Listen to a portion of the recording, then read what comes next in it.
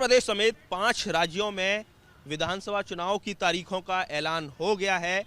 7 चरणों में ये चुनाव हो रहा है। इसके साथ ही आचार संहिता भी पूरी तरह से लागू हो गई है और यही वजह है कि आप देख सकते हैं कि आचार संहिता के तहत जो सरकारी पोस्टर हैं, यानी उत्तर प्रदेश सरकार के जो पोस्टर आगरा कलेक्ट्रेट में लगे हुए थे, उन सभी पोस्टरों को हटाने का काम शुरू कर दिया गया है। आप देख सकते हैं कि ये एडवर्टाइजिंग एजेंसी की तरफ से ये कहा जाए गवर्नमेंट के पोस्टर लगाए गए हैं, यानी सरकारी योजनाओं का प्रचार प्रसार इस समय यहाँ नज़र आता था। लेकिन आप देख सकते हैं कि जिस तरह से बिल्कुल ये कलेक्ट्रेट का प्रवेश द्वार है उससे लगा हुआ ये बड़े कहा जाए जो होर्डिंग थे, जिसमें लिखा था कि 2017 से पहले और 2017 के बाद किस तरह से योगी सरकार में बदलाव आया है। लेकिन आचार संहिता लगते ही ये तमाम जो कहा जाए जो पोस्टर्स हैं उनको हटाना शुरू कर दिया। इसके साथ ही जो वॉल पेंटिंग है या जैसे भी जो भी कहा जाए जो सरकारी विज्ञापन है या किसी भी दल का कोई भी विज्ञापन होगा, उन सभी poster, banner, hoarding, wall painting सभी को हटा दिया जाएगा। तो तस्वीरों के जरिए मैं आपको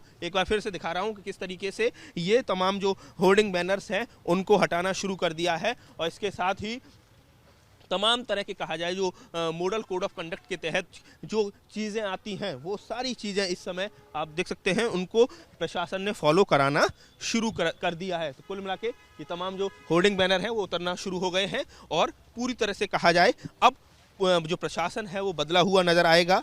किसी भी राजनीतिक दल का कोई भी कहा जाए चुनाव आयोग की अनुमति के बिना किसी भी तरह का कोई भी प्रचार प्रसार की जो सामग्री है वो आपको नज़र नहीं आएगी। आगरा से यतन उपाध्याय, एबीपी गंगा।